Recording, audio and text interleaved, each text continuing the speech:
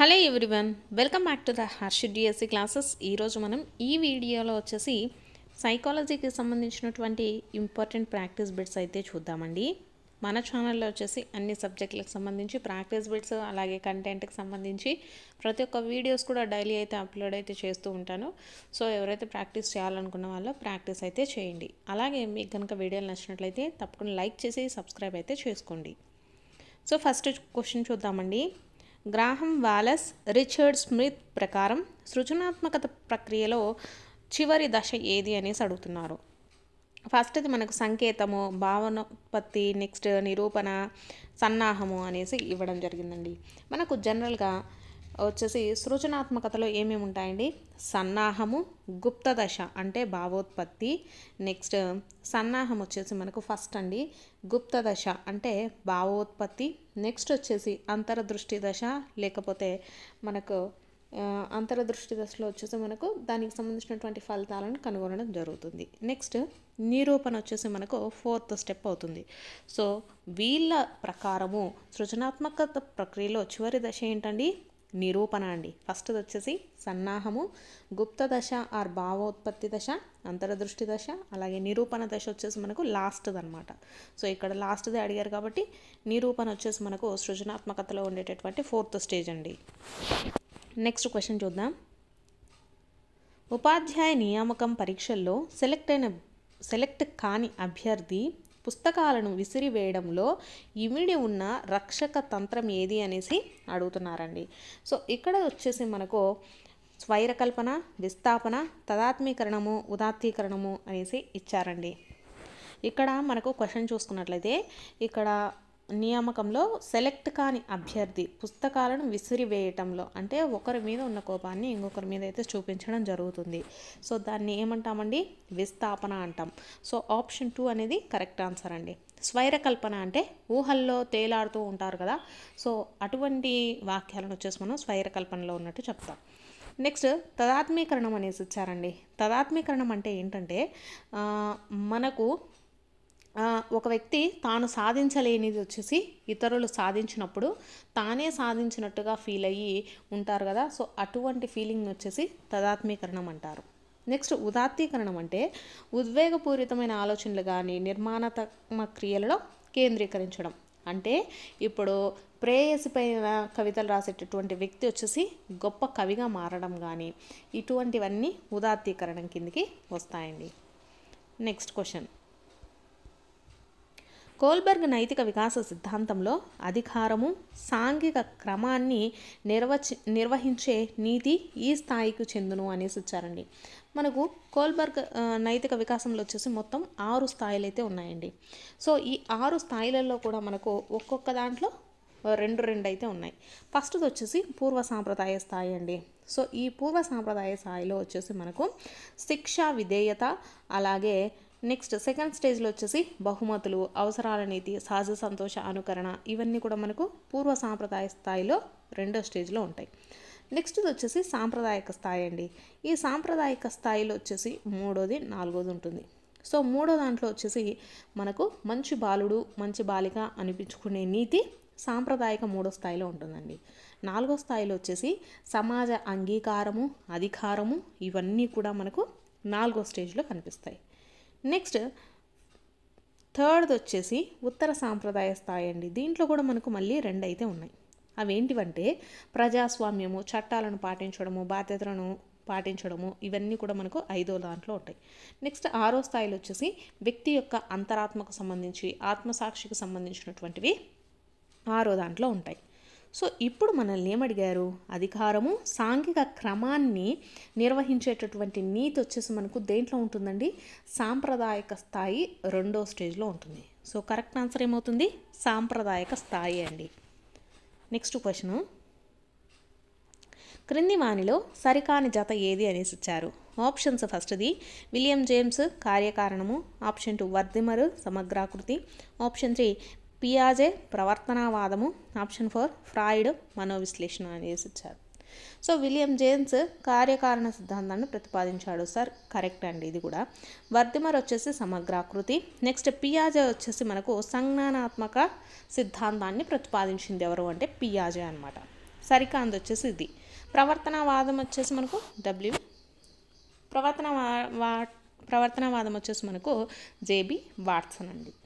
So ఇక్కడ మనకు సరికానిది అడిగారు కాబట్టి ఆప్షన్ 3 అనేది కరెక్ట్.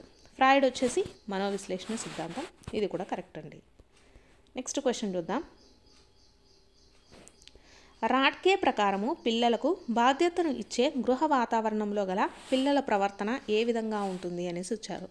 సో మనకు పిల్లలకు వచ్చేసి బాధ్యతను ఇచ్చినట్లయితే అది ఎలా ఉంటుందంటే మంచి సర్దుబాటు స్వావలంబన ఉంటుందండి. నెక్స్ట్ క్వశ్చన్, క్రింది వానిలో పూర్వ ముఠా దశ ఏది అనేసి ఇచ్చారు. ఆప్షన్స్ ఫస్ట్ శైశవ దశ, కౌమార దశ, పూర్వ బాల్య దశ, ఉత్తర బాల్య దశ అనేసి ఇచ్చారు. సో ఇక్కడ మీరు కరెక్ట్గా చదవండి క్వశ్చన్. పూర్వ ముఠా దశ వచ్చేసి మనకు దేంట్లో కనిపిస్తుందండి? పూర్వ బాల్య దశలో కనిపిస్తుంది. మనకు ఓన్లీ ముఠా దశ అని ఇచ్చినట్లయితే ఓన్లీ ముఠా దశ వచ్చేసి మనకు ఉత్తర బాల్య దశలో కనిపిస్తుందండి. అది కొంచెం గుర్తుంచుకోండి చదివేటప్పుడు. పూర్వ ముఠా దశ వచ్చేసి పూర్వ బాల్య దశలో ఉంటుందండి. ఓన్లీ ముఠా దశ అని ఇచ్చినప్పుడు ఉత్తర బాల్య దశలో ఉంటుంది. నెక్స్ట్ క్వశ్చన్, ఈ పద్ధతి యందు వ్యక్తి ప్రయోజ్యుడుగాను ప్రయోక్తగాను ఉంటాడనమాట. అంటే రెండు, ప్రయోజ్యుడు ప్రయోక్త రెండు తానై ఉంటాడు. సో దేంట్లో అంటే ఆప్షన్స్ వ్యక్తి చరిత్ర పద్ధతి, పరిపుచ్ఛ ప్రయోగ పద్ధతి, అంతఃపరిశీలన పద్ధతి అనేసి వచ్చారు. సో ఏ పద్ధతిలో అండి? అంతఃపరిశీలన పద్ధతి. అంటే ఫర్ ఎగ్జాంపుల్ ప్రయోగం చేసేది నేనే, అలాగే ఆ చేసే ప్రయోగం ఎవరి మీద చేస్తున్నాను? నా మీదనే చేసుకుంటున్నాను అనుకోండి. సో అలా అన్నమాట. అటువంటిది ఈ పద్ధతి యందు వ్యక్తి ప్రయోజ్యుడుగాను అలాగే ప్రయోక్తగాను ఇద్దరుగాను దేంట్లో ఉంటారు? అంతఃపరిశీలన పద్ధతిలో ఉంటారండి. నెక్స్ట్, ఒకే విశేషకంపై ఆలోచనలను కేంద్రీకరించడం అనే దోషము పియాజే యొక్క ఈ సంజ్ఞానాత్మక వికాస దశలో ఉంటుంది అనేసి వచ్చారండి. ఏ దశలో అంటే మనకు పూర్వ ప్రచాలక దశలో ఉంటుందన్నమాట. అంటే ఇక్కడ అర్థం ఏంటంటే ఏ చిన్నపిల్లలకు ఈ పూర్వ ప్రచాలక దశలో వచ్చేసి ఏదైనా ఒక పనిని చెప్తే దానిని మరలా చేస్తూనే ఉంటారండి. విసుగు అనేది ఉండదన్నమాట. అది ఒకే పని అయినప్పటికీ కూడా దాన్ని చేస్తూనే ఉంటారు ఎంతసేపు అయినా కూడా. సో ఇలా ఒకే విశేషకం పైన ఆలోచనలను కేంద్రీకరించడం అనే దోషం మనకు ఏ దశలో ఉంటుందంటే పూర్వ ప్రచాలక దశలో ఉంటుంది. నెక్స్ట్ క్వశ్చన్, రోసాక్ సిరామరకల పరీక్షలోని చిత్రపటాల సంఖ్య ఎంత అనేసి వచ్చారండి. దీంట్లో మనకు రోసాక్ సిరామరకలు వచ్చేసి మొత్తము ఒక 10 చిత్రపటాల సంఖ్యలు, అంటే 10 చిత్రపటాలను చూపించి మూర్తిమత్వాన్ని అయితే ఇలా అంచనా వేయడం జరుగుతుంది. నెక్స్ట్, భాషా వికాసంలో జరిగే క్రమంలో చివరి దశ ఏది అనేసి వచ్చారు. మనకు ఆప్షన్స్ ఫస్ట్ ప్రాగ్భాషా దశ, ముద్దుమాటల దశ, శబ్దానుకరణ దశ, భావావగాహన దశ అనేసి వచ్చారు. సో ఇవన్నీ వీళ్ళు ఇచ్చిన క్రమం కరెక్టేనండి. ఫస్ట్ భాషా వికాసంలో జరిగేదంటే ప్రాగ్భాషా దశ అనమాట, అంటే బబ్లింగ్ స్టేజ్ అనమాట. నెక్స్ట్ ముద్దు మాటల దశ, చిన్న మాటలు అనేటివి చేయడం, చిన్న మాటలు మాట్లాడతారు. నెక్స్ట్ శబ్దానుకరణ దశ అంటే మనము అడిగిన వాటికి రెస్పాన్స్ అనేది ఉంటుందన్నమాట. భాషా అవగాహన దశ వచ్చేసి ఇంకా లాస్ట్ స్టేజ్ అండి, ప్రతి ఒక్కటి నేర్చుకోవడం జరుగుతుందన్నమాట. సో చివరి దశ ఏదండి? భాషా అవగాహన దశ. నెక్స్ట్ క్వశ్చన్, ఈ రకం ప్రజ్ఞ గలవారిని సాంఘిక నేర్పరులు అంటారు అనేసి ఇచ్చారండి. ఆప్షన్స్ ప్రాదేశిక ప్రజ్ఞ, పరస్పర వ్యక్తిత్వ ప్రజ్ఞ, శారీరక గతి సంవేదన ప్రజ్ఞ, వ్యక్తి అంతర్గత ప్రజ్ఞ అనేసి ఇచ్చారు. సో దేంట్లో అండి? దీంట్లో వచ్చేసి మనకు పరస్పర వ్యక్తిత్వ ప్రజ్ఞ లేదా వ్యక్తంతర ప్రజ్ఞలో మనకు సాంఘిక నేర్పరులు ఉంటారండి. సాంఘిక నేర్పరులు అంటే నథింగ్ బట్ రాజకీయ నాయకులు అండి. రాజకీయ నాయకులు వీళ్ళందరినీ కలిపి మనము పరస్పర వ్యక్తిత్వ ప్రజ్ఞ కిందకి చెప్పచ్చు. నెక్స్ట్ ఇక్కడ ప్రాదేశిక ప్రజ్ఞ అంటే మనకు శిల్పులు కానీ, చిత్రకారులు కానీ, డిజైనర్స్ కానీ, ఆర్కిటెక్చర్స్ కానీ వీళ్ళందరూ ఉంటారు కదా, వీళ్ళను ప్రాదేశిక ప్రజ్ఞ గల వారిని అని చెప్తాము. నెక్స్ట్ శరీర గతి సంవేదన ప్రజ్ఞ అంటే క్రీడాకారులు అండి. శారీరక గతి సంవేదన ప్రజ్ఞ అంటే క్రీడాకారులు, అలాగే వృత్తి పనివారు అండి. నెక్స్ట్ నాట్య కళాకారులు కానీ, శస్త్రచికిత్స డాక్టర్లు కానీ వీళ్ళందరూ కూడా శరీర గతి సంవేదన ప్రజ్ఞ కిందకి సంబంధించిన వాళ్ళు. నెక్స్ట్ వచ్చేసి వ్యక్తి అంతర ప్రజ్ఞ అంటే మేధావులు, తత్వవేత్తలు, మహర్షులు వీళ్ళందరూ ఉంటారు కదా, ఆ ప్రజ్ఞని మనము వ్యక్తి అంతర్గత ప్రజ్ఞగా చెప్పచ్చు. సో ఇది దీనికి సంబంధించిన ఇన్ఫర్మేషన్. సో వీడియో చూస్తున్న వాళ్ళు మీకు నచ్చినట్లయితే తప్పకుండా ఒక లైక్ అయితే చేయండి. సో నెక్స్ట్ క్వశ్చన్, విద్యార్థుల సాధన పైన స్మృతి ప్రభావం అనే ప్రయోగంలో ఒక సమూహ విద్యార్థుల అనారోగ్యం వచ్చేసి ఫలితాల ప్రభావంపై చూపిందనమాట. ఇక్కడ అనారోగ్యం అనేది ఈ రకమైన చరం అనేసి ఇచ్చారు. ఆప్షన్స్ పరతంత్ర చరం, స్వతంత్ర చరం, జోక్య చరము, పరస్పర చర్య చరం అనేసి ఇచ్చారండి. సో కరెక్ట్ ఆన్సర్ వచ్చేసి జోక్య చరం అండి. జోక్య చరము అంటే ఏంటి, ఇక్కడ వీళ్ళు ప్రయోగం చేస్తూ ఉన్నారు, కాకపోతే ఆ ప్రయోగంలో ఆటంకం అనారోగ్యం అనేది వచ్చింది, అది ఒక ఆటంకం. సో ఆటంకాలు ఏర్పరిచే వాటిని మనము జోక్యచరం కింద చెప్తాం. Option 3 is the correct answer. Next question, Kohler ప్రయోగము కింది అంశానికి సంబంధించినది అనేసి వచ్చారండి. కొహెలర్ వచ్చేసి మనకు దేనిపైన ప్రయోగాలు చేశాడు, అంతరదృష్టి అభ్యాసన సిద్ధాంతమైన ప్రయోగాలు చేశారు. So option 2 is the right answer. Next question, అనుకరణ ఈ అభ్యాసన సిద్ధాంతానికి మూలము అనేసి ఇచ్చారండి. సంజ్ఞానాత్మక అభ్యాసనం, కార్యసాధక నిబంధనము, నిర్మాణాత్మక అభ్యాసనము, సాంఘిక అభ్యాసనము అనేసి ఇచ్చారు. సో మనకు దేనికి సంబంధించిందండి అనుకరణ? సాంఘిక అభ్యాసన సిద్ధాంతానికి సంబంధించింది. So option 4 is the right answer. Next question, అభ్యాసనానికి సంబంధించి సరియైన ప్రవచనం ఏది అనేసి ఇచ్చారండి. మనకు అభ్యాసనంలో సరైన ప్రవచనం ఏంటంటే, ఇది అభ్యాసనం జీవిత పర్యంతరం జరుగుతుందండి. అభ్యాసం నిశ్చల ప్రక్రియ అనేసి ఇచ్చారు. అభ్యాసం అనేది అలానే ఉండదు, మారుతూ ఉంటుందన్నమాట. నెక్స్ట్, అభ్యాసన వేగంలో వైయక్తిక భేదాలు ఉండవు అనేసి ఇచ్చారండి. అభ్యాసన వేగంలో వైయక్తిక భేదాలు ఉంటాయి. మనకి ఈజీగా వచ్చింది తొందరగా నేర్చుకుంటాము, కొన్ని కష్టంగా ఉన్నాయి కొంచెం టైం పడుతుంది అనమాట. లక్ష్య నిర్దేశం కాదు అనేసి ఇచ్చారు. అభ్యాసనానికి ఒక లక్ష్య నిర్దేశం ఉంటేనే మనం అభ్యాసనం అనేది చేస్తామండి. సో అభ్యాసనం వచ్చేసి మనకు జీవిత పర్యంతరం ప్రక్రియ. Option 3 is the right answer. Next question, Pavlov ప్రయోగంలో కుక్క వలయాకార రింగు, అండాకార రింగు ఉద్దీపనల మధ్య భేదాన్ని గ్రహించింది. సో ఇక్కడ ఏంటి అనేసి ఇచ్చారు. ఆప్షన్స్ విరమణము, విచక్షణ, సామాన్యీకరణ, ఐత్న సిద్ధ సాపత్స్యం అంటారు. సో దీన్ని ఏమంటారండి? విచక్షణ అనేసి పిలుస్తాం. విచక్షణ అంటే ఏంటంటే మనము ఏ రెండిటికైనా ఖచ్చితంగా పోలికను తెలుసుకోవటాన్ని విచక్షణ అంటాం. సో మనము తెల్లదాన్ని చూసి ఇది కూడా తెల్లదే, సేమ్ ఇది కూడా అదే అయి ఉంటుంది అంటే దాన్ని సామాన్యీకరణ అంటాం. విరమణం అంటే దాన్ని వదిలేయటం అని అర్థము. ఆయత్న సిద్ధ సాపత్స్యం అంటే మనకు అనుకోకుండా కొన్ని గుర్తొస్తాయి కదా, అనుకోకుండా చేసేటటువంటివి ఆయత్న సిద్ధ సాపత్స్యం అంటాం. ఇక్కడ డిఫరెన్స్ అనేది తెలుస్తూ ఉంది, అది గ్రహించగలిగింది. సో అదేమవుతుంది మనకు విచక్షణ అవుతుందండి. Option 2 is the right answer. Next, Bandura సాంఘిక అభ్యాసన ప్రక్రియలోని అంశాలకు సంబంధించినది ఏది అనేసి ఇచ్చారండి. మనకు ఆల్బర్ట్ బండూరా ఉన్నారు కదా. సో సాంఘిక అభ్యాసన సిద్ధాంతంలో మనకు అంశాలకు సంబంధించినది అడుగుతున్నారండి. సంబంధించినది ఏంటి? నిబంధన. మనకు నిబంధన వచ్చేసి దేంట్లో ఉంటుంది? పావ్లోవ్ సిద్ధాంతంలో ఉంటుంది నిబంధన. బండూరా సిద్ధాంతంలో ఏమేమి ఉంటాయి? అవధానము, పునర్భరణము, ధారణ, ఇవన్నీ కూడా బండూరా అభ్యాసన సిద్ధాంతంలో ఉంటాయన్నమాట. లేనిది అడిగారు కాబట్టి నిబంధనం అండి. నెక్స్ట్ క్వశ్చన్, క్రింది వానిలో ప్రాథమిక అవసరం ఏది అనేసి ఇచ్చారు. ఆంగ్లం నేర్చుకోవడం, మార్కులు సాధించడం, దాహం తీర్చుకోవడం, సైకిల్ తొక్కడం అనేసి ఇచ్చారు. వీటిల్లో మనకు ప్రాథమిక అవసరం ఏదండి? దాహం తీర్చుకోవటము. నీరు అనేది మనకు ప్రాథమిక అవసరం అండి. నెక్స్ట్, వైగోట్స్కీ భాషా వికాసంలో 2 సంవత్సరాల వయసు గల శిశువులో ఉండే ప్రసంగం యొక్క రకం ఏది అనేసి ఇచ్చారు. ఆప్షన్స్ ప్రైవేటు ప్రసంగము, సాంఘిక ప్రసంగము, నిశ్శబ్ద అంతర్గత ప్రసంగము, అధిక శబ్ద ప్రసంగం అనేసి ఇచ్చారు. సో దీంట్లో మనకు 2 సంవత్సరాల వయసు ఉంటే ఆ శిశువులో ఉండే ప్రసంగం వచ్చేసి సాంఘిక ప్రసంగం ఉంటుంది, అంటే బయట వాళ్ళతో మాట్లాడడం జరుగుతుంది కాబట్టి. నెక్స్ట్, సైకిల్ తొక్కడంలో బ్యాలెన్స్ చేయడము, స్కూటర్ నడపడం నందు ఉపయోగపడడంలో ఇమిడి ఉన్న అభ్యాసన బదలాయింపు రకం ఏది అనేసి ఇచ్చారండి.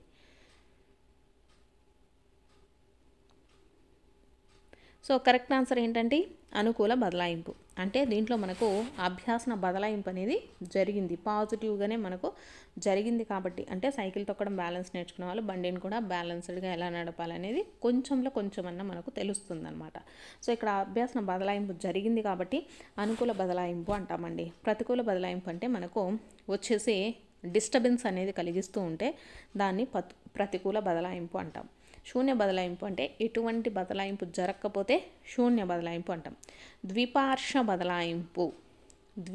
బదలాయింపు అంటే మనకు వచ్చేసి కుడి చేత్తో రాసేది ఎడమ చేత్తో కూడా రాసినట్లయితే ద్విపార్ష బదలాయింపు అంటామండి. Next question. వీడియో చూస్తున్న వాళ్ళు మీకు నచ్చినట్లయితే తప్పకుండా లైక్ అయితే చేయండి. ఒక గుర్తింపు ప్రయోగంలో ఒక విద్యార్థి తొలుత నేర్చుకున్న 40 పదాలకు గాను 60 పదాలు గుర్తించను. ఆ విద్యార్థి మొత్తం గుర్తింపు గణన ఎంత అనేసి ఇచ్చారండి. గుర్తింపు గణనకు ఫార్ములా వచ్చేసి మొత్తము మైనస్ తప్పులు బై మొత్తము ఇంటూ 100 అండి. సో ఇక్కడ మనము మొత్తము మైనస్ తప్పులు పోతే మనకు ఒప్పులు ఎన్ని 16 పదాలు కరెక్ట్గా గుర్తించిందన్నారు. సో బై ఇక్కడ మొత్తం పదాలు ఎన్ని అండి 40 ఇంటూ 100. సో జీరోకి క్యాన్సిల్, 4 4s are 16. సో ఎంత అండి గుర్తింపు గణన 40% అండి. Option 1 is the right answer. So కరెక్ట్గా ఎన్ని పదాలు అయితే గుర్తించిందో అంటే ఒప్పు బై మొత్తము ఇంటూ 100 చేసినా కూడా వస్తుంది. ఒప్పు అంటే 16 పదాలు కరెక్ట్గా గుర్తించింది కదా. సో ఒప్పులు ఎన్ని 16 బై మొత్తం ఎన్ని 40 ఇంటూ 100 అండి. నెక్స్ట్, క్రింది వానిలో అధిక ఒత్తిడి లక్షణం ఏది అనేసి ఇచ్చారు. సరి అయిన నిద్ర, చక్కటి స్మృతి, ఏకాగ్రత లేకపోవడం, బాధ్యత తీసుకోవటం అనేసి ఇచ్చారండి. సో మనకు దేంట్లో అధిక ఒత్తిడి లక్షణం ఉందంటే ఏకాగ్రత లేకపోవటం అనేది మనకు ఒత్తిడి కారణంగా ఏకాగ్రత అనేది మనము పెట్టలేమండి దేని మీద అయినా సరే. సో ఆప్షన్ 3 వచ్చేసి రైట్ ఆన్సర్. నెక్స్ట్, సమూహ సంశ్లేషకత తక్కువగా ఉండే పరిస్థితి ఏది అనేసి ఇచ్చారండి. ఆప్షన్స్ ఫస్ట్ది సమూహాల మధ్య ఎక్కువ పోటీ ఉంటే, ఆప్షన్ 2 సమూహాలలో సభ్యత్వం దొరకడం సులభమైనప్పుడు, ఆప్షన్ 3 సమూహ లక్ష్యాలు సాధించబడినప్పుడు, ఆప్షన్ 4 సమూహానికి ప్రతిష్ట నాయకత్వం ఉన్నప్పుడు అనేసి ఇచ్చారండి. సో ఎప్పుడంటే మనకు సంశ్లేషకత తక్కువగా ఎప్పుడు ఉంటుందంటే సమూహాలలో సభ్యత్వం సులభంగా దొరికినప్పుడు అండి. Option 2 is the right answer. Next question. ఒక ప్రాథమిక పాఠశాలలో వచ్చేసి 242 మంది విద్యార్థులు ఉన్నారు. అయితే విద్యా హక్కు చట్టం 2009 ప్రకారం ఆ పాఠశాలలో ఎంతమంది ఉపాధ్యాయులు ఉండాలి అనేసి ఇచ్చారండి. సో ఎంతమంది అంటే మొత్తం వచ్చేసి 7 ఉపాధ్యాయులు అండి. 7 ఉపాధ్యాయులు అలాగే ఒక ప్రధాన ఉపాధ్యాయుడు ఉండాలి. 242 మంది అండి. 242 మంది ఉంటే 7 అండి. 7 టీచర్స్, ఒక హెడ్ మాస్టర్ ఉండాలి. Next question.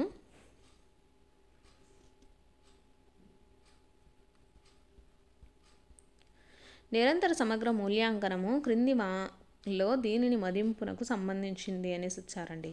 ఆప్షన్స్ ఫస్ట్ది సహపాఠ్య కృత్యాలు మాత్రమే అనేసి ఇచ్చారు, ఇది కాదు. నెక్స్ట్ సెకండ్ వన్ విద్యా విషయక మరియు సహా విద్యా విషయక అంశాలు అనేసి ఇచ్చారండి, ఇది కరెక్ట్. నిరంతర సమగ్ర మూల్యాంకనంలో మనకు ఏమేమి మదింపు చేస్తారంటే విద్యా విషయానికి సంబంధించి, అలాగే సహ విద్యా విషయాలు ఉంటాయి కదా, అంటే గేమ్స్లో ఆడినప్పుడు కానీ లేకపోతే స్లిప్ టెస్ట్లు ఇవన్నీ మిగతా అవన్నీ ఉంటాయి కదా. సో వాటికి సంబంధించి కూడా వీళ్ళు మూల్యాంకనం అయితే చేస్తారండి. Next question. మిత బుద్ధిమాంద్యులు ఇలా పిలువబడతారు అనేసి ఇచ్చారండి. కొంచెం తక్కువగా బుద్ధిమాంద్యత ఉన్నవాళ్ళు, సో వాళ్ళను ఎలా పిలుస్తారండి? శిక్షణ పొందగల మానసిక వికలాంగులు అనేసి ఇచ్చారు, కరెక్ట్ అండి. వాళ్ళకి మిత బుద్ధిమాంద్యులకు వచ్చేసి మనం శిక్షణ ఇచ్చినట్లయితే వాళ్ళు కొంచెం ఇంప్రూవ్మెంట్ అనేది పెరుగుతుంది అన్నమాట. Next question. విషమ యోజనానికి కారణం కానిది ఏది అనేసి ఇచ్చారండి. పాఠ్య ప్రణాళిక భారము, ఆత్మవిశ్వాసము, మానసిక అలజడి, కుటుంబ కలహాలు అనేసి ఇచ్చారు. విషమ యోజనానికి కారణము ఏమై ఉంటుందండి? మనకు పాఠ్య ప్రణాళికల భారం వల్ల కూడా విషమ యోజనం జరుగుతుంది, మానసిక అలజడి వల్ల కూడా మనకు ఏర్పడుతుంది, కుటుంబ కలహాల వల్ల కూడా మనకు ఈ మైండ్ అనేది డిస్టర్బ్ అయితే అవుతుంది. సో కారణం కానిది వచ్చేసి ఆత్మవిశ్వాసం అండి. Option 2 is the right answer. Next question, పరీక్షా సంస్కరణలకు సంబంధించి NCF 2005 యొక్క సిఫారసు ఏది అనేసి చెప్పారండి. పరీక్షా సంస్కరణలకు సంబంధించి సిఫారసు ఏంటంటే మౌఖిక పరీక్షలకు ప్రాధాన్యతనివ్వండి అనేసి చెప్పారు. పరీక్షలకు పాఠ్యపుస్తకాలు మాత్రమే ప్రాతిపదికగా ఉండాలి అని అయితే చెప్పలేదు. స్మృతి ఆధారిత నికషలకు ప్రాధాన్యత, పుస్తక ఆధారిత పరీక్షలకు నిరుత్సాహపరచడం ఇవన్నీ కూడా కాదండి. మౌఖిక పరీక్షలకు మాత్రం ప్రాధాన్యతనివ్వండి అనేసి చెప్పారనమాట. నెక్స్ట్ది,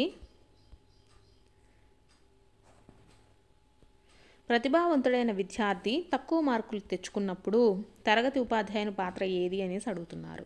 ఆప్షన్స్, ఫస్ట్ విద్యార్థిని తరగతిలో దండించడం అనేసి ఇచ్చారు, ఇది కాదు. తల్లిదండ్రుల నుండి కారణాన్ని తెలుసుకోవడం. నెక్స్ట్, డాక్టర్ని సంప్రదించమని విద్యార్థులకు సలహా ఇవ్వడం. నెక్స్ట్ 4th వన్ వచ్చేసి విద్యార్థి చదువులో మరింత శ్రద్ధ వహించేందుకు ఉత్తేజపరచడం. సో మంచి ఉపాధ్యాయుని యొక్క పాత్ర ఎలా ఉండాలంటే విద్యార్థి చదువులో మరింత శ్రద్ధ వహించేందుకు ఉత్తేజపరచడం అయితే ఉండాలండి. So option 4 is the right answer. నెక్స్ట్ది, పఠన సంబంధ అభ్యాసన వైకల్యం ఏది అనేసి ఇచ్చారు.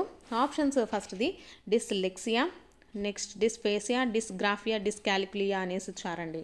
సో ఫస్ట్ డిస్లెక్సియా అంటే మనకు పఠన సంబంధ వైకల్యం అండి. సో ఆప్షన్ 1 వచ్చేసి కరెక్ట్ ఆన్సర్ అవుతుంది.